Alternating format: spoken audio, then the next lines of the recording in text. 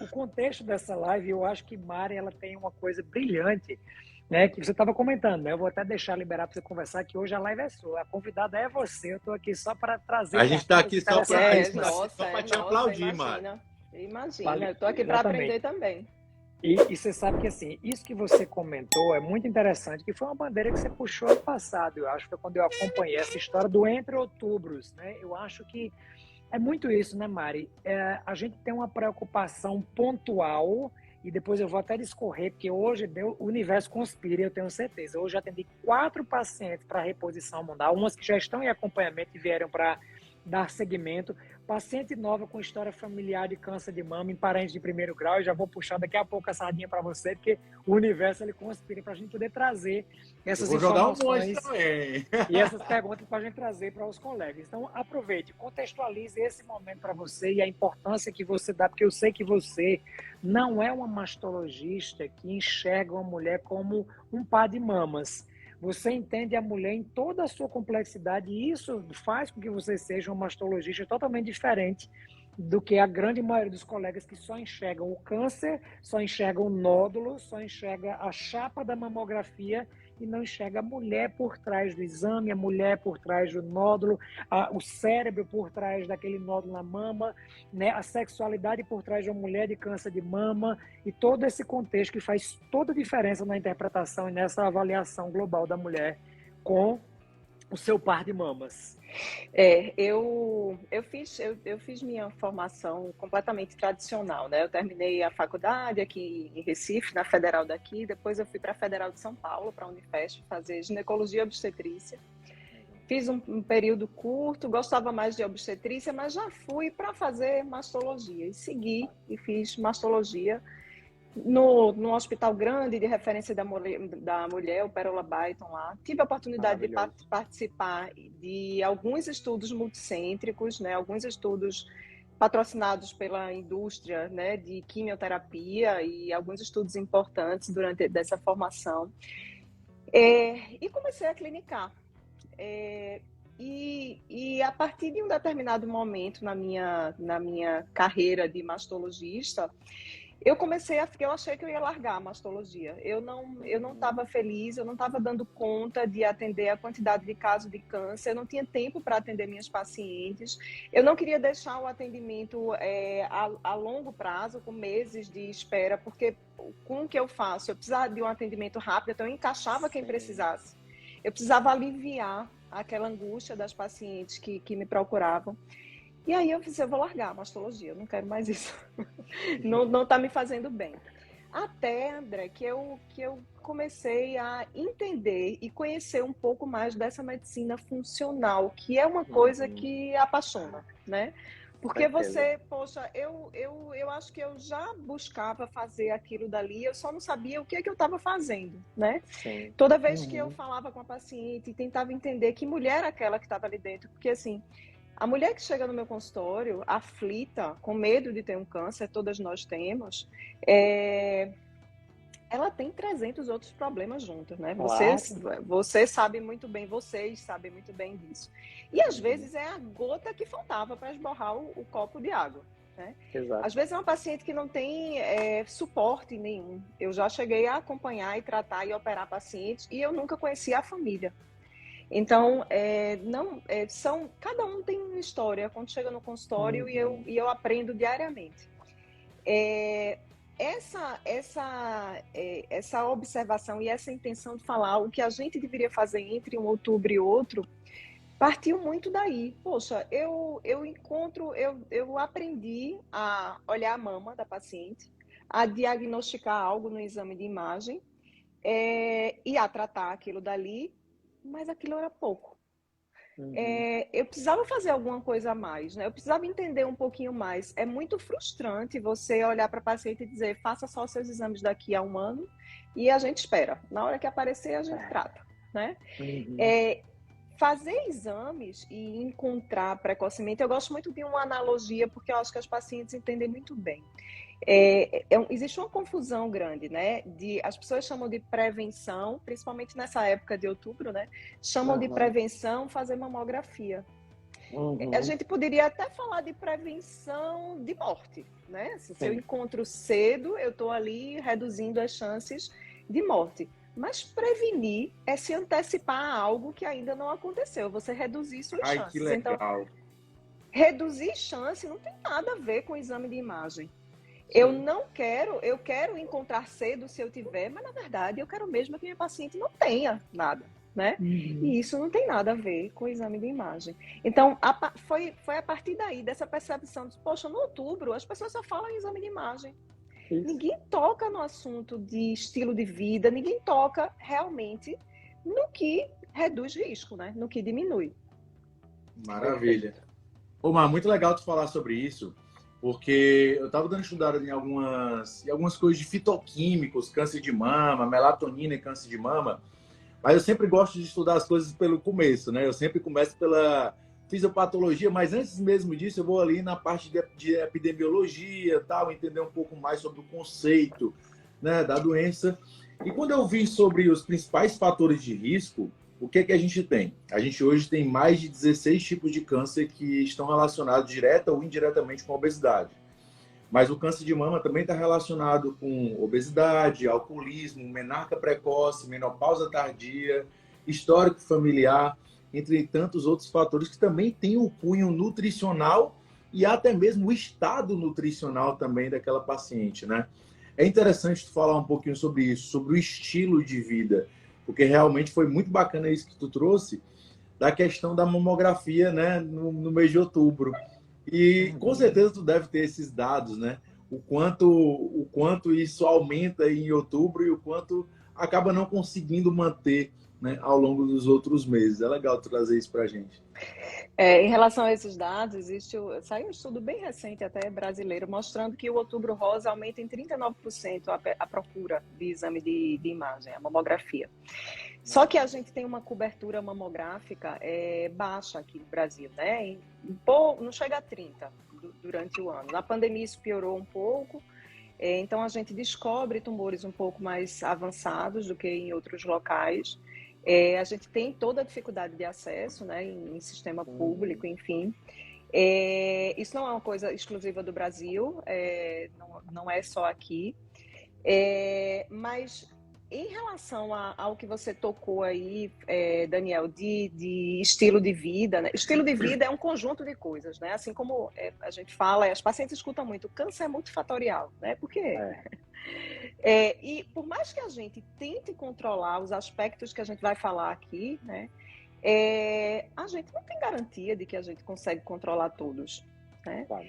Infelizmente, a incidência vem aumentando a despeito da reposição hormonal ter ficado lá atrás, da quantidade de mulheres fazerem reposição ser mínima, ser muito baixa, né? 2,6% na população brasileira. Menos de 3% das mulheres do Brasil fazem reposição hormonal. Isso, eu achava até que era um pouco maior. Mas, assim, a incidência, ela continua crescendo, assim como continua crescendo síndrome metabólica, obesidade, no mesmo caminho, né? No mesmo caminho. Uma doença parece uma coisa única que está adoecendo todo mundo. Não parece, né? Né? Exatamente. Então, o estilo eu fico brincando, de vida... você troca só o nome, né? Você troca o nome do problema e troca o órgão. E aí, naquele órgão, ele se manifesta com um nome diferente. Exatamente. Então, assim, dentro do estilo de vida, eu não tenho dúvidas, e eu falo isso diariamente. A alimentação, ela é o principal fator, né? Ela está na base de tudo. Porque a gente precisa escolher várias vezes no dia se a gente come bem ou se a gente come mal. Não é uma escolha assim única. Eu escolho todas as vezes.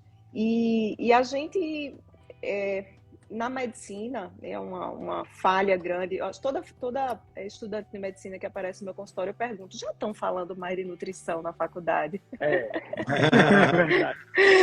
Veja, eu não tenho nenhuma pretensão nem de perto de saber de nutrição como um nutricionista, imagino como o Daniel, mas o médico precisa dar um norte, precisa inclusive identificar quando aquela paciente está sendo mal orientada, né? Genial. Quando aquela paciente não vai bem. Então, todas as vezes eu pergunto, e infelizmente a resposta É sempre não. Não, a gente não aprende nada, a gente continua sem aprender. É aquela coisa, né, Mário? A gente tem A um gente falou problema. sobre isso, André, né? Quando a gente estava Foi? conversando no offline, a gente estava falando sobre isso, porque na verdade não existe, é o que a gente estava comentando hoje, não existe mais o detentor do conhecimento, né? Na verdade, é a grande área da saúde, em que, obviamente, o profissional de educação física vai saber mais do que nós três, o nutricionista tende a ter um conhecimento um pouco mais avançado ali em nutrição, né? Cada um ali para a sua área. Mas o que a gente está querendo, na verdade, é justamente isso: é que a gente consiga entregar tanto para o médico, né, alguns conhecimentos de nutrição que são essenciais para ele melhorar a capacidade de trabalho dele, como também para o nutricionista. Eu venho batendo isso com meus alunos há muito tempo. A necessidade de entender sobre farmacologia. Por exemplo, cara, se o paciente está usando do gastro um inibidor de bomba de prótons, que tipo de alterações eu posso esperar nesse paciente? Para isso, eu tenho que saber o mecanismo de ação do inibidor de bomba de próton. Para isso, eu tenho que saber que isso pode gerar uma desbiose, pode gerar uma anemia, pode gerar deficiência de B12, pode gerar queda de performance. Então, é o Nutri que tem que entender desse contexto e, ao mesmo tempo, é o médico que tem que entender do contexto nutricional para trabalhar melhor, né? Eu acho que assim a gente consegue realmente trabalhar de forma disciplinar. E você tocou num ponto que, assim, pouquíssimo falado dentro da mastologia, mas que, graças a Deus, cada vez vem mais sendo abordado, que é a saúde gastrointestinal, né? Eu não digo nem só intestinal, mas gastrointestinal. André é um expert nisso daí e ele sabe, ele sabe tudo sobre metabolismo hormonal. E não tem como existir uma boa saúde hormonal sem uma boa saúde gastrointestinal, né? Isso, meu amigo. Exato. O que acontece, Mari, e isso é bem bacana, porque assim, eu não sei, eu sempre digo isso a Daniel, eu não consigo separar onde começa o trabalho do médico e termina o trabalho do nutricionista, onde é que tem o ponto de interseção. Eu acho que é aquele símbolo do infinito mesmo. Você não tem onde começa e nem onde termina, você não tem algo que é mais prioritário do que o outro, porque assim, ó, não existe terapia nutricional sem uma adequação do organismo. Não existe uma reposição hormonal sem uma alimentação que favoreça uma metabolização adequada. Porque as pessoas tendem a encarar o processo saúde e doença, o processo de terapêutica, como se fosse uma coisa isolada. Eu vou tomar um comprimido e isso resolve. Mas você não está entendendo que esse comprimido vai interagir desde o pH da sua saliva. E daqui a pouco cai no estômago e depende da acidez ou da falta de acidez do seu estômago. Que aquilo vai sofrer uma metabolização de primeira passagem hepática, que depende de vitaminas, que depende de minerais, que depende de qualidade de hepatócito, que depende de organelas como a mitocôndria para fazer aquilo funcionar. Então, assim, é uma cascata tão grande de micro detalhes que se você só enxerga o macro, você termina não fazendo nada. É aquela grande máxima, você fica, como a gente hoje mesmo eu passo com consulta dizendo a ela, olha, não é que eu sou contra você utilizar uma pílula de anticoncepcional para fazer um tratamento pontual do sintoma, mas você sabia que este anticoncepcional que você escolheu, ele faz parte de uma classe de mineralocorticoides e que com isso piora a causa, então você trata sintoma piorando a causa. Então, se você. E tudo bem, você utilizar isso temporariamente, pontualmente, com a finalidade, estratégia terapêutica para você ter um remédio. Que um remédio que você está remediando aquele sintoma. Mas isso é a mesma coisa quando a gente está falando, por exemplo, só para a gente trazer uma informação que eu até trouxe para essa minha paciente hoje. A gente sabe que, aproveitando o tema da live, que para quem acabou de chegar é hormônios, cânceres e menopausa, né? Vou já fazer o André falar de microbiota. Ave Maria, aí vem. Aí só para te dizer, para orientar, vou até soltar os comentários rapidinho, daqui a pouquinho eu puxo. Como eu estou falando, eu estou aqui em cima, eu vou liberar aqui para não ficar na frente do pessoal.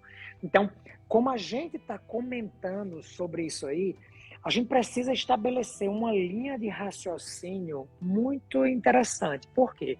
A gente sabe que a terapia de reposição hormonal, ela começou muito recentemente, depois de 1960. Em 66, o Robert Wilson começou a falar de terapia de reposição hormonal. Isso é ontem. 1960 é ontem. Quando a gente fala de evidência científica, meu Deus, 40 anos, 50 anos, 60 anos é nada.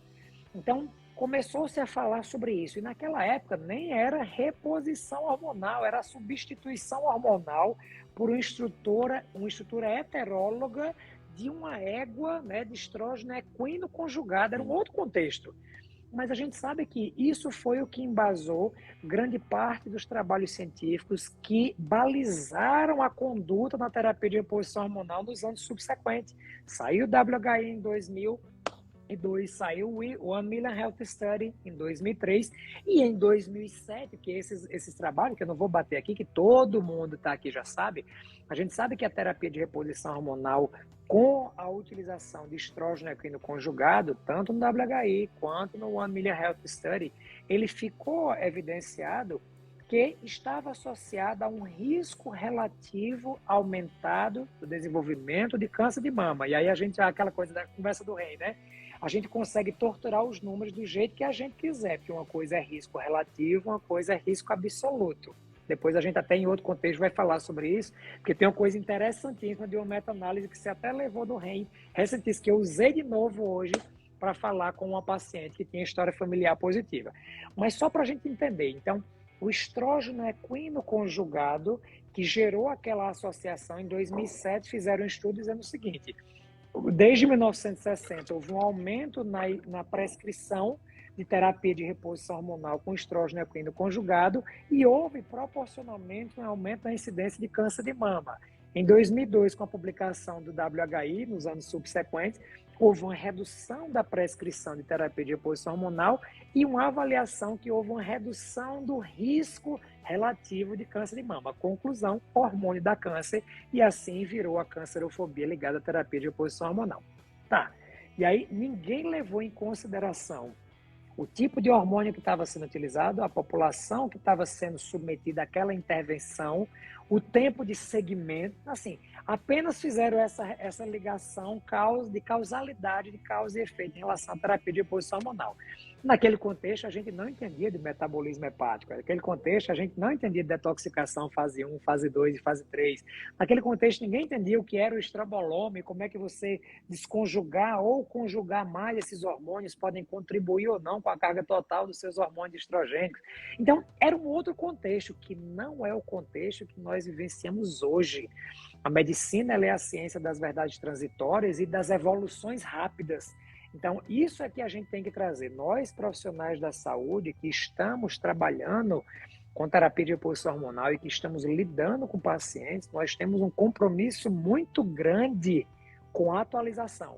Hoje de manhã, só para deixar vocês falarem, hoje de manhã eu estava assistindo uma live de um cara que eu admiro demais, que é Joel J. E Joel estava dizendo uma coisa sobre isso, sobre a importância de atualização. Ele disse o seguinte: você de vez em quando seu celular trava, ou então lançou o iPhone 14, você diz, eita, o iOS vai atualizar. E você fica procurando a atualização, esperando um segundo para você poder atualizar o seu celular. O Instagram lançou uma atualização, lá vai você, deixa eu ver se no meu já atualizou, deixa eu ver se eu já estou conseguindo colar uma figurinha. Em tudo na vida, você busca atualização nessa velocidade. Agora, quando é para conhecimento, você veio conversar comigo de uma coisa de 2002, em 2022, para cima de Moab, meu amigo, que acorda de manhã, 5h30 da manhã, querendo saber o que é que lançado de novo no mundo. Então, assim, pelo amor de Deus, nossos colegas profissionais da saúde, se você se dispõe a ser um profissional da saúde, você cuida do bem mais precioso, que é a saúde e a vida de outra pessoa, meu amigo, você tem que estar muito mais atualizado do que o iOS 16 do iPhone. Você tem que estar buscando atualização. E o mais importante, buscar conhecimentos que vão além do que você espera dentro da sua área. Não estou dizendo que você precisa prescrever um plano terapêutico nutricional, que eu preciso fazer uma mastectomia na paciente. Não, mas aquela paciente que chega em mim, eu sou a porta de entrada do conhecimento.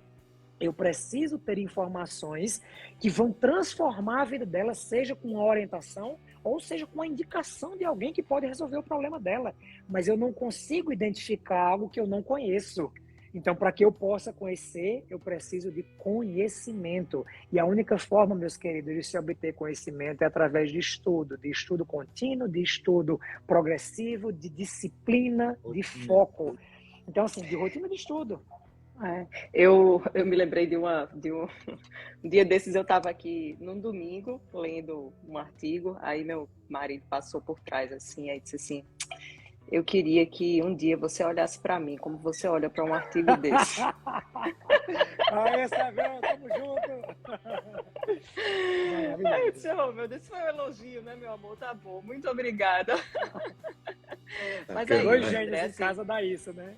Cada vez que eu me atualizo mais em relação à reposição hormonal, você é um dos grandes responsáveis disso, né? Porque eu fui obrigada a me atualizar bastante. Eu fico mais tranquila. É tão gratificante começar a entender e se aprofundar e começar a perceber o quanto a gente se assustou lá no passado, o que a gente... Porque, assim, as pessoas muitas vezes se agarram ao maior nível de evidência, né? Mas a gente tem que buscar o maior nível de evidência e o melhor até o que a gente tem, né? Então, medicina baseada em evidência é isso. Nem sempre a gente vai ter a meta-análise de ensaio clínico randomizado. No caso da reposição hormonal, a gente tem um ensaio clínico randomizado com um resultado que foi atualizado e que nos tranquilizou bastante, né? Exatamente. Pois a gente veio a entender que era o oposto do que foi publicado lá em 2002, né? Que a reposição hormonal, mesmo com o estrógeno equino conjugado, ela diminuiu a incidência do câncer de mama, né? Essa atualização a gente conseguiu perceber isso. Reduziu morte por todas as causas, né? Sabe o que às vezes eu acho? E é interessante para vocês que trabalham muito com a reposição hormonal, é que muitas vezes as pacientes, elas não sabem tanto do benefício. Assim, elas até acham que, assim, acho que procuram porque estão se sentindo mal, né? Isso. Eu estou me sentindo mal e agora eu quero fazer de todo jeito, não interessa, né? Mas tem uma parcela de mulheres que não entende o benefício da reposição hormonal e por isso se agarra no que escutou de alguém, né? Porque eu acho que essa proporção de risco-benefício, por exemplo, ninguém me pergunta qual é o risco de morte numa mastectomia. Porque o benefício é muito claro, né? Eu quero me livrar daquele câncer. Então, não estão interessadas em saber qual o risco, né, que existe ali na sala de cirurgia. Então, em relação à reposição hormonal, para mim ficou muito claro que a grande questão, né, foi o progestágeno, que é diferente da progesterona, e que muitas vezes a gente não entende essa diferença. O colega mesmo não entende essa diferença. Em alguns estudos isso fica muito confuso, né, porque chama tudo de progesterona. Na verdade, era o progestágeno. As doses, como você falou, eram outras, não são as que são utilizadas atualmente. Mas eu não tenho ensaio clínico randomizado como o WHI falando, com a progesterona. Não, eu tenho vários observacionais de grande porte, né, com uma evidência robusta, observacional, e é o que eu tenho. WHI a gente não vai ter, né? A gente não vai ter. Esses trabalhos milionários, querido, não são fáceis de serem realizados, né?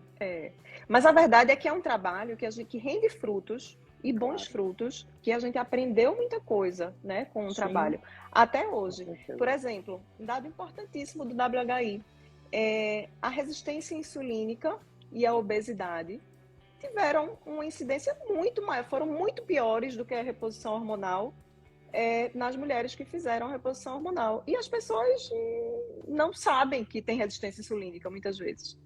Exato. Dani, aí eu queria até que tu comentasse. E isso tem uma relação muito forte, né? Porque, assim, se a gente parar para pensar, né? Hoje, inclusive, a gente fala que primeiro a hiperinsulinemia vem na frente da resistência insulínica, né? E que é o novo modelo de fisiopatologia, assim, da questão da resistência insulínica.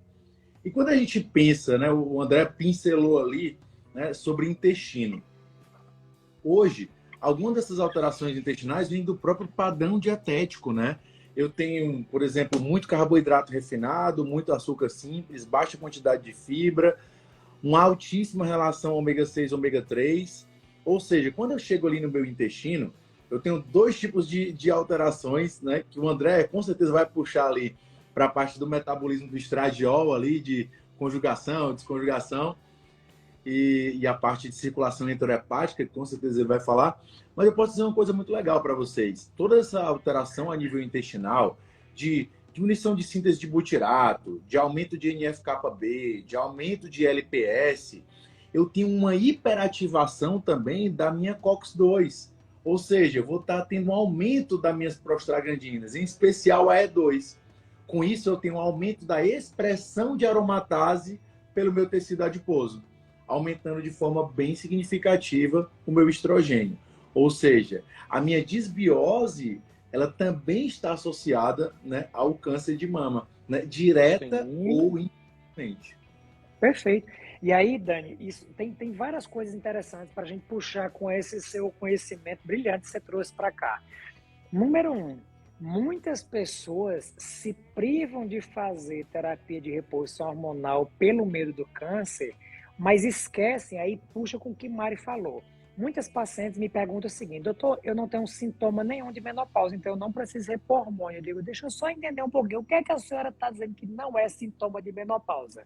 Porque a senhora acabou de me dizer que aumentou 15 quilos. Isso é um sintoma de menopausa, isso chama-se deficiência de estradiol, levando ao aumento da SHBG, que levou à resistência insulínica, que aumentou o que o Daniel acabou de falar, e que gerou gordura abdominal. Então, sim, isso é sintoma de menopausa. Ai, doutor, mas eu não tenho os calores, mas assim, eu vou te contar, libido, nunca vi nem comi, eu só ouço falar. Pois é, meu anjo.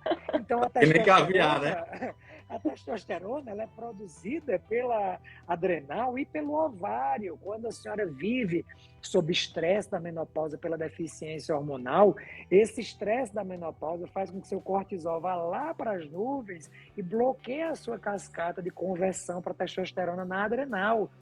O seu ovário, por acaso, entrou em falência. Então, sim, a senhora tem sintoma de menopausa. Ah, eu estou um pouco esquecida, oscilação de humor, privação de sono. Sabia que isso tudo tem a ver com a sua menopausa? Então, assim, primeira coisa, profissional da saúde, meu colega, não acha que só precisa de reposição hormonal, mulher que tem fogacho. Claro que essa vai ser a queixa que mais vai motivar a paciente a te procurar. Ela chega pelo fogacho. E é isso que Mari comentou. Mas os benefícios na saúde óssea, na saúde cardiovascular, na proteção cardiovascular, porque você tem estradiol sendo responsável pelo stiffness cardiovascular, pela produção de dióxido nítrico, pela anti-inflamação do vaso. Enfim, são tantas coisas que a gente pode falar nesse contexto, mas lembrar que quando a paciente às vezes diz que não tem sintoma de menopausa, é porque na cabeça dela, menopausa é aquele calor do demônio daqui para cima de botar a cabeça dentro da fogueira, que vai acordar ela de noite. Mas não é só isso. Então, esse é um detalhe importante. Uma coisa interessante da gente lembrar para as pacientes é que, mesmo com todo esse questionamento, né, esses estudos que saíram, enfim, nenhum estudo mostrou aumento de mortalidade por câncer de mama na reposição hormonal. Né? Porque muitas vezes a paciente, quando pensa em câncer, ela já pensa em morte, ela não pensa em câncer e em um tratamento para câncer, né? Exato. Ela pensa em morte. E hoje, quando eu recebo uma paciente que está fazendo reposição hormonal e descobre um nódulo ali pequenininho que a gente vai tratar de verdade, a maior pena que eu tenho é porque naquele momento ela vai ter que parar aquilo dali para poder se tratar. Então, poxa, ela vai sofrer com aquilo dali, né? Com aquela interrupção. Mas essa ideia do câncer está tão relacionado à morte, não é mais a nossa realidade. Mesmo... Vamos tirar a reposição de lado, né? O tratamento do câncer de mama evoluiu muito nos últimos anos. Quando a gente faz um tratamento com a cirurgia pequena, tira o nódulo, faz o tratamento adequado, a chance de recidiva é em torno de 1% a cada 10 anos. É uma coisa, deixando a mama das pacientes. É uma coisa, por que eu vou achar que eu vou estar no 1% se eu posso estar no 99%, né? Se eu tenho uma chance muito maior. Então, hoje a gente vive uma outra realidade. É um volume de mulheres pós-tratamento, né? Vivas e aí... Sobrevida nos 5 anos depois do diagnóstico também, eu vi que com metástase é até 26% a taxa de sobrevida, né? coisa que antes era extremamente baixo, né, Mari? Antes as pacientes com a doença no estadio 4, né, com metástase, elas tinham antes há pouco tempo, viu? Há 10 anos atrás, quando eu fiz residência, era uma perspectiva de se viver 1 ano, 2 anos, infelizmente. Hoje a gente tem pacientes com doenças viscerais, que são as doenças que a gente esperava, né, uma mortalidade aumentada, vivendo, assim, continuam vivendo 10, 15 anos e estão aí, continuam, né? Não sabemos até o dia que a gente descubra algo, porque sempre surge. Isso é uma coisa interessante da gente falar aqui também, porque eu sei que tem muita paciente minha aqui que tá escutando, né? O tratamento do câncer de mama, ele evolui tanto e com uma rapidez tão grande. Se a gente não der conta de se atualizar, a gente fica para trás. Puxar o olho e fica. E evolui tanto, e dentro desse contexto, a parte que envolve o tratamento, a nutrição, né, o tratamento metabólico do câncer, é uma coisa que só evolui, né? Evolui tanto que a cada dia surge algo novo, uma novidade, uma esperança a mais para quem está em acompanhamento, mesmo as pacientes metastáticas, né? Então, essa história de dizer assim, a sobrevida, odeio essa palavra, né? A sobrevida é de tanto tempo. Quem sabe? Deus sabe disso. Eu não sei. Exatamente. Né? Tu tens o contato, se tiver o contato dele, me dá. Me avisa. Eu preciso de urgência. Eu também sou bem assim, sabe? Tem alguns colegas, ele disse que eu vou ter isso. Eu digo, menino, ele tem o contato de Deus, me dê. Tem hora que eu preciso de urgência fazer essa ligação rápida. Vou pedir, viu? Vou passar. Urgência pro André toda hora, viu, Mário? Eu não sei. Não, mas, então, assim, voltando ao que você falou no início. Você já atendeu uma paciente com um histórico familiar. Essa é os maiores questionamentos das pacientes no consultório, né? Eu tenho uma mãe com câncer de mama ou uma irmã com câncer de mama e meu médico falou que eu tenho que passar longe na esquina de um tratamento de reposição hormonal. Encaminhe para 5 pessoas antes de Mari continuar. 5 pessoas, por favor, encaminhe. Porque essa que ela vai dizer é importantíssimo. Importantíssimo. Então, o que a gente tem... Ninguém melhor do que um mastologista para falar sobre isso. Não, isso eu sei o que ela vai falar, é muito importante. A reposição hormonal numa paciente que tem uma história familiar não é uma contraindicação. A paciente que... nos estudos que a gente tem epidemiológicos, que são os melhores para avaliar, né, incidência, prevalência das coisas, as pacientes têm realmente uma chance um pouco maior, não é uma chance gigantesca. Quando a gente tem uma mãe com câncer de mama, eu aumento em 5% a minha chance de ter câncer de mama. Então, não é uma coisa gigante, o risco absoluto, né? Porque se a gente fala de risco relativo aqui, é um negócio, né? Então, ao longo da vida, eu aumento isso, até os 80 anos. Se eu tenho 2 parentes de primeiro grau, uma mãe e uma irmã, eu aumento em torno de 13%. Ao longo da vida. Então, as pessoas têm certeza que vão ter câncer porque tiveram um parente. Começa daí. Segundo, quando eu faço a reposição hormonal, lá que a gente tem estudo, né? Nem essa atual, que a gente está falando aqui de uma coisa, né? Outra coisa. Personalizado, diferenciado, individualizado, enfim. Menor dose. A reposição hormonal não aumentou ainda mais esses 5% ou esses 13%. Exato. Então, não precisa deixar a mulher sofrendo, porque muitas vezes não é nem aquela mulher que chega no seu consultório do nada, é uma mulher que vem com angústia, assim, com qualidade de vida péssima e é contraindicada a fazer a reposição. Eu vou traduzir o que Mari está dizendo aqui para vocês de uma forma simples. Vamos aqui conversar. 2 mulheres, a minha mão direita chama Maria, a minha mão esquerda chama Fátima. Maria está na menopausa e não tem ninguém na família dela com câncer de mama. Fátima está na menopausa e a mãe dela teve câncer de mama. Estão 2 mulheres na menopausa. O fato de Fátima estar na menopausa e ter história familiar de uma mãe com câncer de mama aumenta o risco dela comparado com Maria, que está na mesma idade. Isso é como sem reposição nenhuma. Estou falando em reposição. O fato dela ter 60 anos, 55 anos e estar na menopausa. Maria não tem ninguém. O risco dela existe, porque pelo fato dela ser mulher, pelo fato dela ter mama, pelo fato dela estar na menopausa. Do outro lado, nós temos Fátima, que tem a mãe com câncer de mama. Tá? Então, o fato de Fátima ter a mesma idade que Maria estar na menopausa sem reposição hormonal, mas ter uma mãe que teve câncer de mama, dobra, o trabalho mostrava que dobra o risco cumulativo, dobra o risco dela ter câncer de mama comparado com Maria, que não tem história familiar. Agora, perfeito, pegamos esse risco aqui. As duas não têm contraindicação absoluta para fazer reposição hormonal, ok? Mesmo quem tem história familiar positiva, se ela não teve a doença nela, ela não tem contraindicação absoluta. Fátima quer fazer reposição, Maria quer fazer reposição. Ambas começaram a reposição hormonal. Se você avaliar agora o risco de Maria, que não tem ninguém na família, e de Fátima, que tem a mãe com câncer de mama, ambas com a mesma idade fazendo reposição hormonal, não houve aumento da chance. A chance era a mesma antes da reposição e a mesma após reposição. Vocês conseguem entender a importância disso?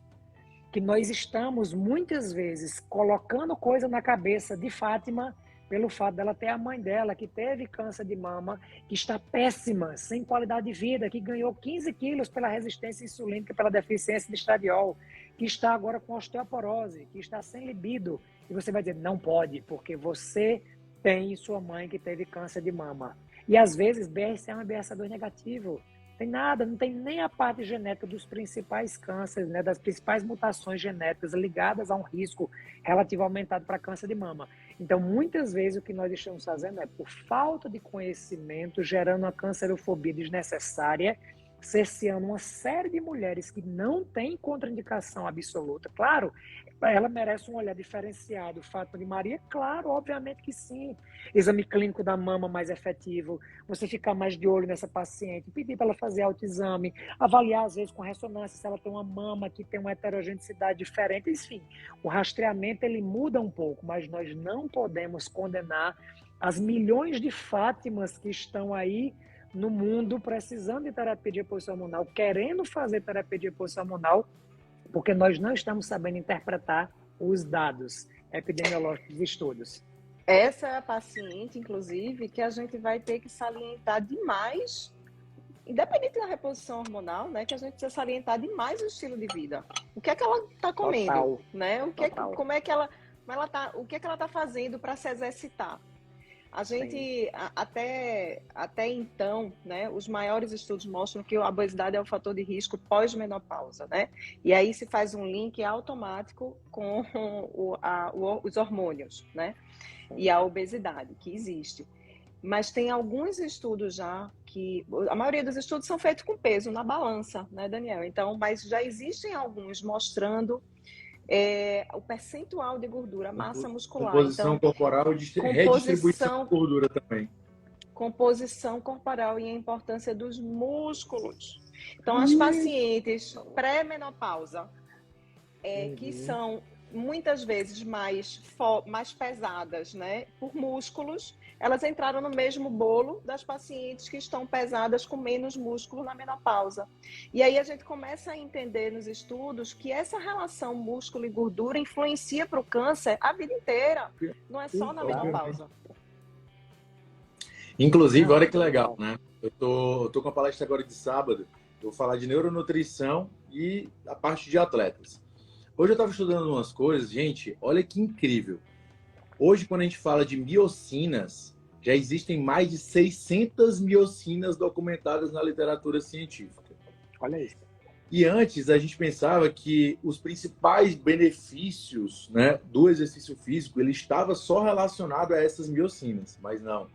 Hoje se sabe que o acúmulo de alguns metabólitos e a produção de alguns metabólitos que são gerados durante o exercício físico, alfa-cetoglutarato, irisina, catepsina, entre vários outros, beta-hidroxibutirato, entre vários outros, o próprio lactato, está relacionado também, alguns deles, com função anticâncer. Então, olha que incrível o que eu tenho, né? Só que, se a gente pensar, o que acontece com a mulher ali na menopausa? Cara, essa queda de estradiol, ela me causa redução de serotonina, ela me causa redução de dopamina, ela me causa redução de ativação do córtex pré-frontal, ela causa alterações no sistema dopaminérgico que vão diminuir a minha vontade, o meu desejo de ir treinar. Eu tenho queda de BDNF, eu tenho alteração de apetite, eu tenho ganho de gordura abdominal, eu tenho aumento de citocina pró-inflamatória. E aí eu tenho uma coisa que eu percebo assim de uma forma incrível, que é o seguinte. Quando eu tenho uma paciente que está sem reposição hormonal e com algumas alterações ali de ansiedade, de depressão, etc e tal, e que muitas vezes já está marcado, até mesmo com um psiquiatra, eu digo assim, calma, calma. Porque muitas dessas alterações que tu está tendo são mais por conta de questões hormonais impactando nos teus neurotransmissores do que alterações dos teus neurotransmissores em relação aos teus hormônios. E é impressionante, mas assim, do ponto de vista de qualidade, do ponto de vista, né, até do fáceis, o fáceis da paciente com 2, 3 meses ele já muda de uma forma completamente, né? Só que ao mesmo tempo, nós como nutricionistas eu tenho que saber, cara, beleza, tá repondo com o quê? O que é que eu posso esperar? O que é que eu posso esperar para o fígado? O que é que eu posso esperar para o rim? O que é que eu posso esperar para o pâncreas? O que é que eu posso esperar para o músculo? Nossa, ela está tendo um maior aproveitamento proteico depois dessa reposição de estradiol. Eu não mexi na proteína dela e a ureia dela reduziu. Olha que interessante. Então, por mais que eu não sou prescritor, eu tenho que saber o que é que eu posso esperar dessa paciente. Desde o ponto de vista de melhora clínica, de melhora de parâmetros bioquímicos, até mesmo de comportamento. Uhum. E é isso que, no fim, motivou esse grande movimento, né? Quando a gente chamou, e Mari, soltando mais um spoiler, Mari será mais uma ou outra professora convidada da pós-graduação de Medicina e Nutrição em Saúde da Mulher e Fertilidade. Obrigada. E é uma honra ter alguém do seu porte, né, agregando com a gente, para os colegas profissionais da saúde, nesse grande movimento. Esse movimento, ele é uma coisa que estimula uma visão 360. Nós precisamos, assim, não dá para ter visão linear num tratamento. É igual você querer interpretar o funcionamento do cérebro olhando para um neurônio. Não dá, meu amigo, porque esse neurônio ele tem conexão com todo o córtex, então é a mesma coisa. Se você enxerga a saúde numa visão direcional, peraí, é comida, eu sou nutricionista, eu vou pensar em comida, pelo amor de Deus, comida modula hormônio. E o médico que também não entende de comida, que a comida também está modulando o hormônio que ele está dando, ou pode estar interferindo, aumentando ou diminuindo a eficácia, não vai conseguir. Não estou dizendo que é para você prescrever, mas se você consegue orientar ela a procurar, você já fez um grande serviço. Mas também não adianta procurar um profissional que está desalinhado com o que você tem de estratégia, que acontece. Não, e a estratégia, né, Mário? Você começa um tratamento, você está fazendo um tratamento metabólico para o câncer de uma paciente sua, e você manda para o nutricionista que aumenta a quantidade de carboidrato simples, que piora a resistência insulínica, que é pró-estimulando o desenvolvimento da célula cancerígena, você não está fazendo nada. Infelizmente, o INCA continua lá com uma cartilha orientando a alimentação cheia de carboidrato. É um negócio. Então, uma coisa para vocês, assim, ó, eu confesso para vocês que, assim, sou uma pessoa muito estudiosa, mas não sou um grande estudioso sobre o câncer. Uhum. Mas eu acho que todo nutricionista ele deve ter pelo menos noções básicas, né, de todas as doenças. Cara, por mais que eu não sou o especialista nesse tipo de câncer, beleza, mas eu tenho que ter noção básica. Gente, o que eu recebo de paciente com câncer, com carboidrato refinado, com gordura saturada, com carne vermelha, com consumo de processado, com alta relação ômega 6, ômega 3, sem fruta, sem vegetal, sem cereal, é um negócio assim que é muito básico, sabe? Que eu não preciso entender do efeito do resveratrol na prevenção desse tipo de câncer. Eu não preciso entender o efeito da melatonina. É só o básico. Só o básico. O que eu posso fazer? O básico bem feito. É tão básico bom, né? bem feito. Isso. Sabe? Para tudo, né? Para todo, no final das contas, não é complicado. A gente pode falar um bocado de nome difícil aqui, mas no final das contas é simples, não é difícil, né? Se você fizer o básico, você já está na frente. Eu falo assim, viu, Daniel? Eu já falei isso várias vezes no meu consultório. Tem paciente que chega, eu tenho um especialista disso. Eu tenho, assim, uma mão, né, de médicos especialistas. Aí eu faço, meu amor, junte tudinho e troque por um bom nutricionista primeiro, né? Porque eu tenho certeza que você não vai precisar da maioria deles. Sim, exatamente. Não é verdade?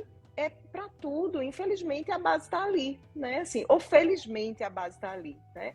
E eu não quero dizer que, veja, a medicina, o que a gente aprende na medicina, a gente aprende de diagnóstico, de tratamento, de quimioterapia, de radioterapia, tá tudo ok, é necessário. Ninguém está falando em excluir um tratamento em detrimento do outro. A gente está falando em unir forças. Isso! Às vezes fica uma briga, né, entre, porque você faz um estilo, olha para paciente, a medicina funcional é contrário, de jeito nenhum. É medicina. Exato. Exatamente, é a mesma coisa. As pessoas estão fazendo umas dicotomias, vocês praticam medicina diferente. Eu digo que existe mais de um, porque até onde eu sei, não existe, minha gente. Eu pratico a mesma coisa. Agora, o meu olhar para a medicina mudou muito nos últimos anos, quando eu comecei a entender a importância de ter uma equipe multidisciplinar, de você entender que um nutricionista e um médico, eles têm o mesmo grau de importância.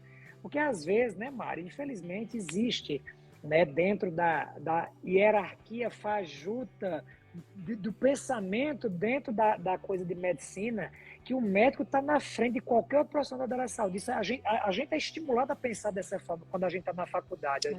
Isso é tão idiota, isso é tão burro, isso é tão assim, ignorante da nossa parte, que quando a gente começa a olhar, diz, meu Deus do céu, que coisa burra, não existe ninguém mais importante, cada um é extremamente importante na sua função. Eu sou maravilhoso fazendo o que eu faço, porque o que eu faço só eu posso fazer. Mas o que o nutricionista faz, só ele pode fazer, e é incrível que tenha ele fazer. O que o fisioterapeuta faz é maravilhoso, porque é ele que faz. O que o educador físico faz, com o que a gente orienta, é fantástico, porque só ele pode fazer. Então, cara, naquele nível de conhecimento, só o cara que é da área, não tem jeito.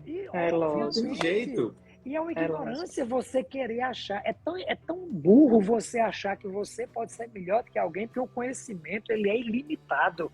Então, o grande sábio é aquele que entende que você precisa unir forças. Me dá a tua mão, me dá a mão, me dá o nutri, me dá o educador físico. Vamos fazer aqui. O que é que nós precisamos fazer? Essa paciente, o plano terapêutico dela é hipertrofia. Então, como é que eu hipertrofio? O tipo de treino é esse. Quem faz é o educador físico. A alimentação, não sou eu, mas eu estou olhando a bioimpedância, estou olhando a composição, estou vendo os níveis hormonais dela. Eu sei que a estratégia é a hipertrofia, mas não sou eu que vou prescrever o plano alimentar para ela alcançar a hipertrofia e meu tipo de treino. Eu não, querida, faça 30 séries disso, 4 séries disso, pega. Não tenho formação para isso, meu querido. E vai ter um educador incrível para isso. Isso é muito legal, porque ninguém assim, dá conta, né? Não dá, minha gente, e é muito legal isso que a gente está falando, porque, por exemplo, até saindo um pouquinho do câncer de mama, até de mudança de composição corporal mesmo, sabe? Quando a gente está falando ali de uma mulher, né, que era sedentária, ela passa, né, a começar a treinar, etc e tal, e ela tá com um nível muito baixo de hormônios sexuais, gente, é muito diferente a mudança de composição corporal. Só que eu vou falar uma outra coisa para vocês que é muito legal. Vocês sabem o que é que eu noto de uma forma assim muito rápida, às vezes até mais rápida do que a composição corporal do ponto de vista de recomposição corporal, de perda de gordura e de ganho de músculo? Os efeitos dos estrogênios na pele é um negócio assim absurdo. Bizarro. Parece que a mulher ela toma e ela faz um lifting assim. Ela tá dizendo assim, ó, olha meus fibroblastos, né?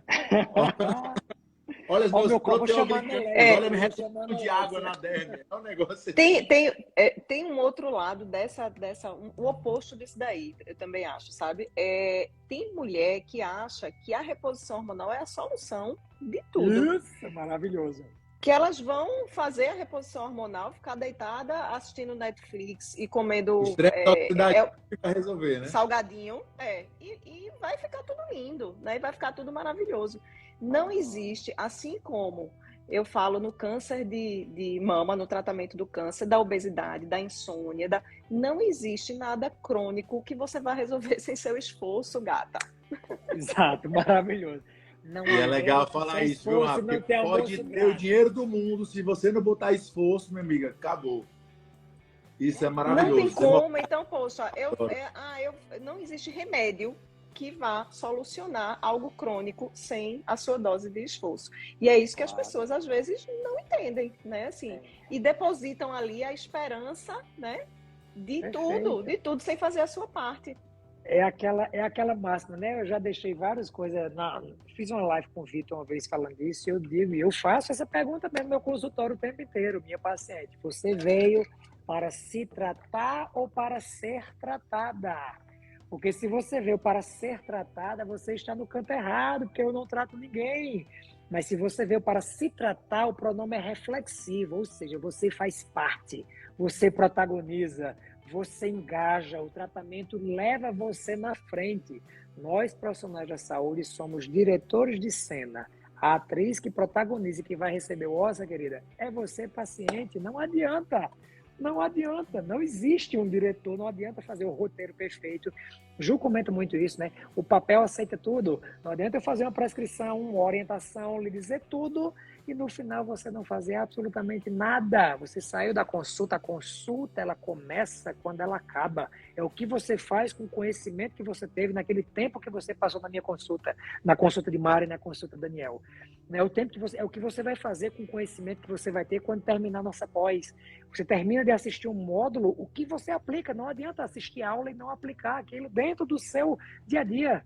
Não adianta a gente Nem estar estudar, exposto. nem sentar para estudar, né? Exato, exatamente. Não funciona, não funciona. Ou você se dedica, meus queridos, se você quer se diferenciar no mercado, invista em conhecimento, que conhecimento é a coisa que rende os melhores lucros e que você leva para qualquer canto que você for. O conhecimento ele é seu. Você adquiriu, querido, tá aqui. Você abre aqui um live, você conversa 1h30, como nós estamos falando, com o que a gente adquiriu de anos de estudo de conhecimento. É isso, você leva para onde você quiser. E assim, aquela história, né? Se você acha que é caro investir em conhecimento, experimente continuar na ignorância, para você ver o quanto isso vai lhe custar. Em continuar sendo mais uma pessoa medíocre, em continuar sendo uma pessoa que não agrega nada na vida das pessoas, em continuar sendo um profissional que faz mais do mesmo e que a sua paciente vai sair e vai procurar uma outra opção, porque você não deu nada de novo, porque você é o profissional famoso mais do mesmo. Então, assim, pelo amor de Deus, minha gente, peguem as oportunidades que a vida dá para vocês. No dia 15/10, a gente vai fazer essa masterclass de lançamento da pós-graduação com a visão da nutrição, com a visão da medicina, né, voltada para esse contexto de saúde da mulher e da fertilidade. E, assim, é uma oportunidade única. Não existe nada parecido com isso no Brasil. Nunca um médico nutricionista, com um grupo de médicos, um grupo de nutricionistas se juntaram para trazer essa visão 360 para qualquer profissional da saúde. Não existe. Não existe essa visão. É uma coisa que eu queria ter tido. Eu não queria estar hoje, depois de tanto tempo, batendo cabeça, fazendo curso fora do Brasil todo, para poder ter essa visão.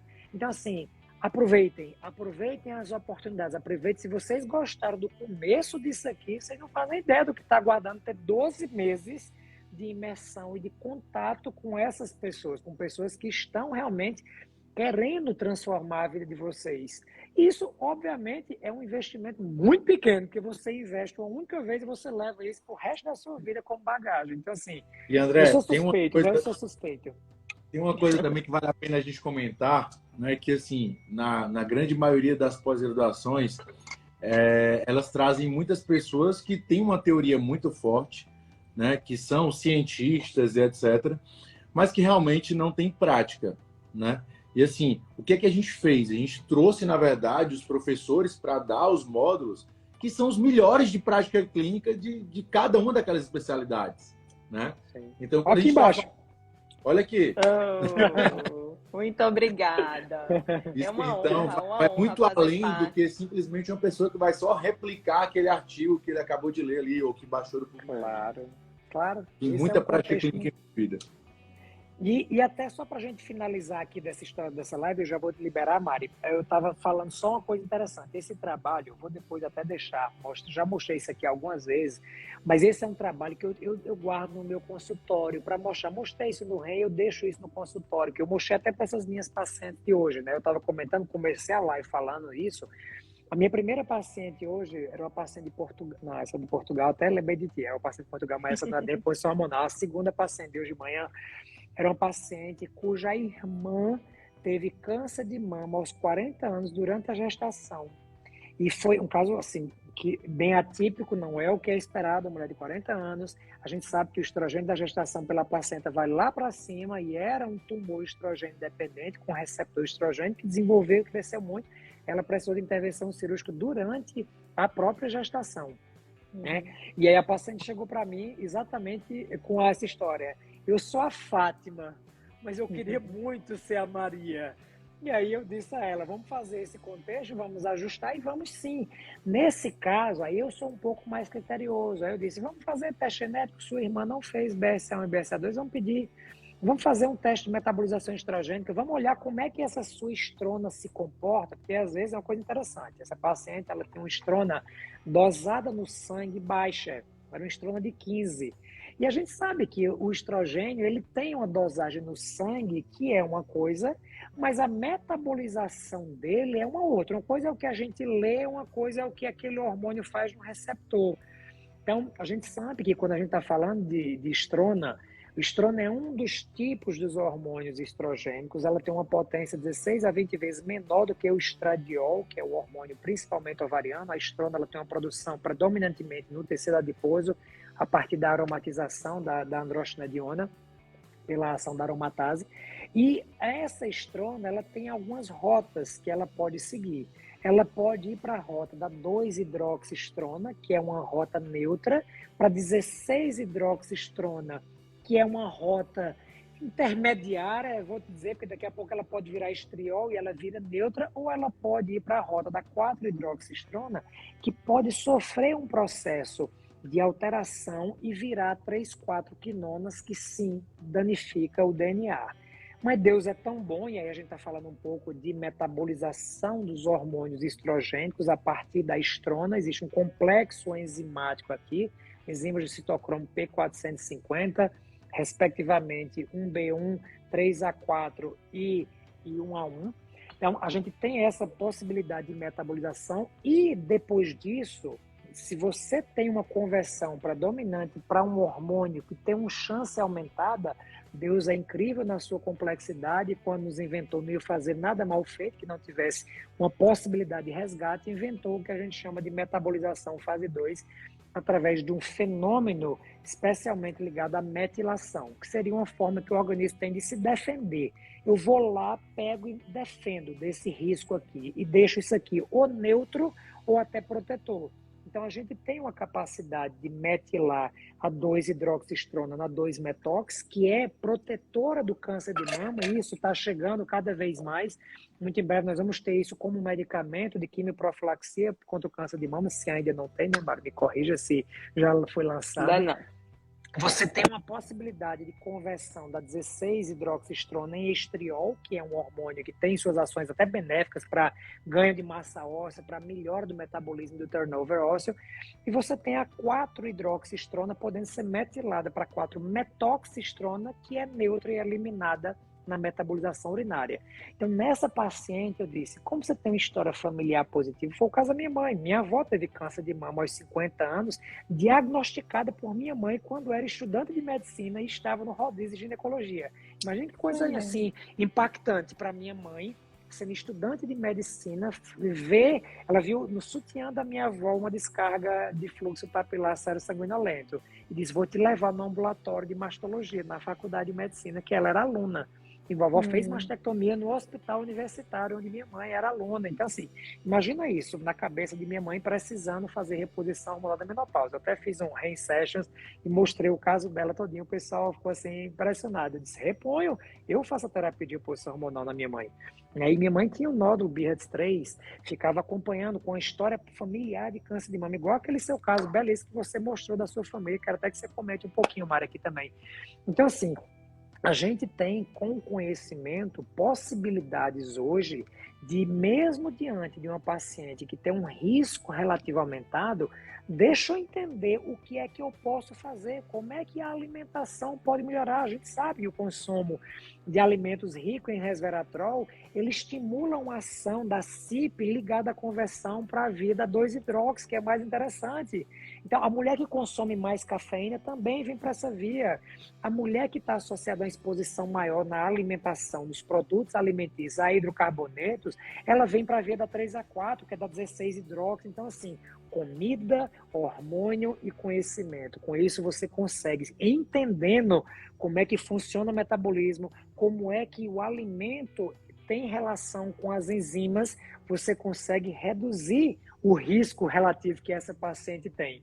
Então, comenta um pouquinho, Mari, você tendo uma história familiar positiva grande, enorme para câncer de mama, estando nesse momento, apesar de Sandra Bullock não parecer, mas ela é uma mulher climatérica, né? Ela já tem um pouquinho mais de 40 anos, mas essa mente brilhante aqui, comente um pouquinho como é que você está enxergando, o que é que você está pensando em fazer, você tem coragem de fazer reposição hormonal dentro da sua história familiar? Traz um pouquinho para o pessoal conhecer essa sua história que é belíssima.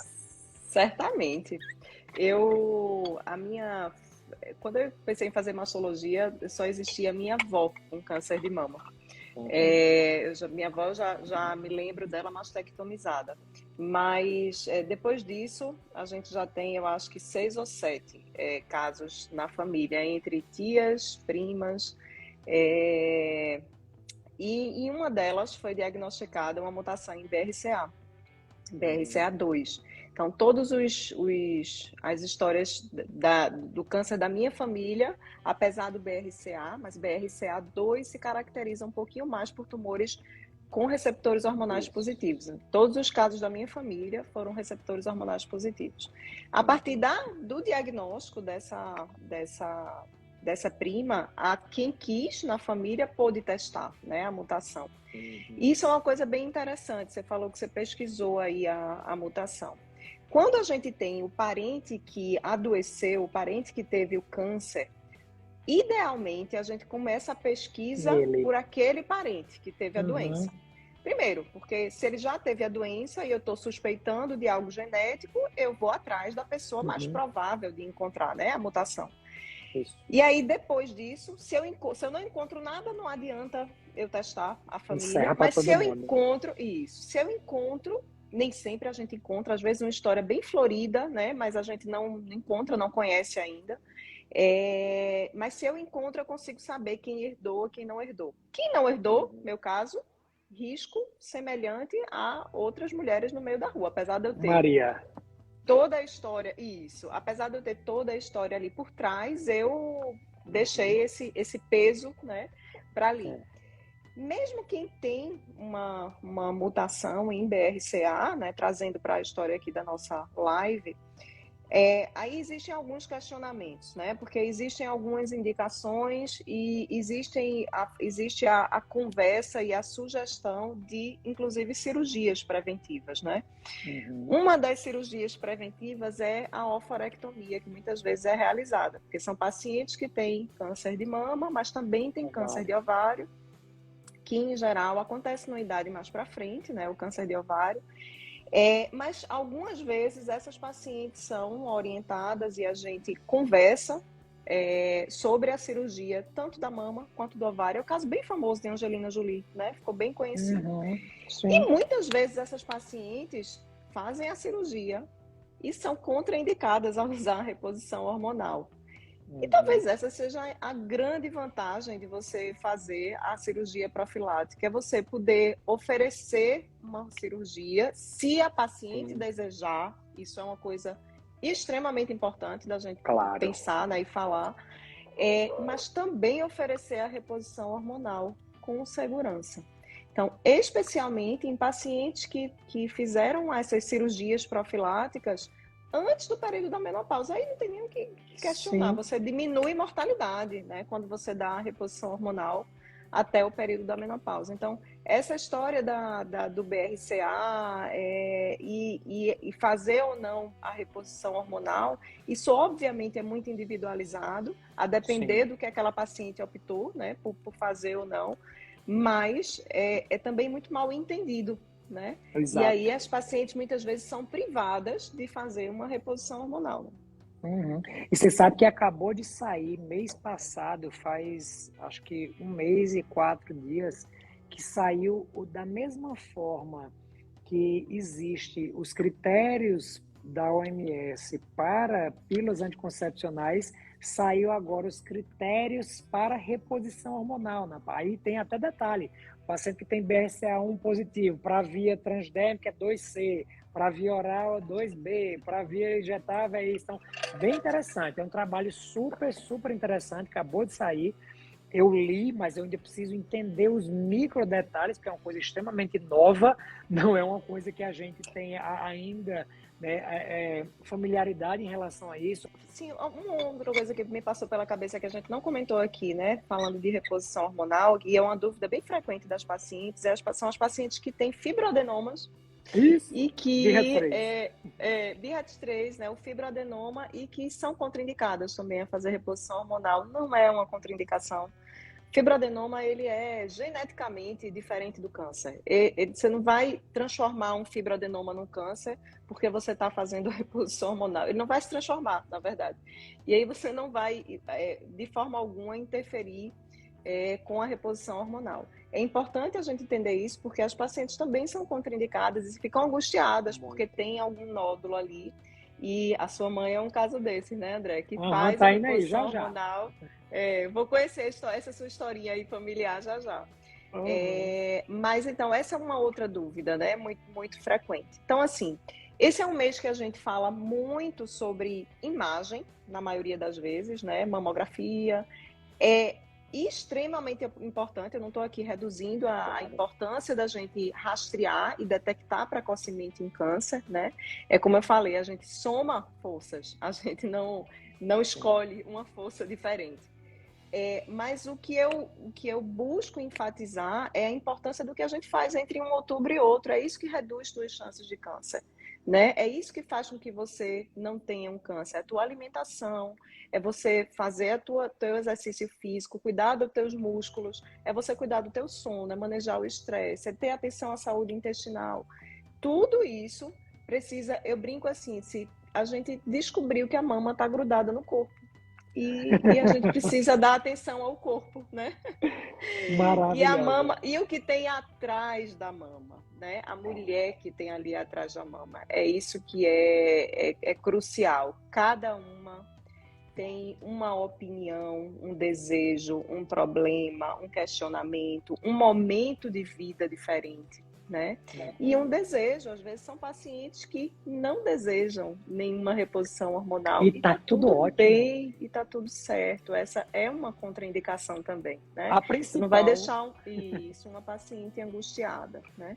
Dani, considerações finais sobre a importância de entender mais sobre a alimentação dentro desse contexto dessa aula de hoje. Maravilhoso. Bom, gente, se eu pudesse falar um pouquinho, né, do contexto assim, relacionado à prevenção do câncer, eu falava para vocês assim, se eu pudesse resumir em uma coisa, eu diria para vocês o seguinte: fiquem o máximo longe dos produtos industrializados e ultraprocessados. Então, se eu pudesse falar uma coisa só, eu falaria isso, tá? Fique o mais longe possível. Quem puder, reduza o consumo de carne vermelha também. Uma coisa é alimento, uma coisa é produto alimentício. Não confunda alhos com bugalhos. A gente vai conversar isso no momento correto. Meu povo querido, muito, mas muito obrigado.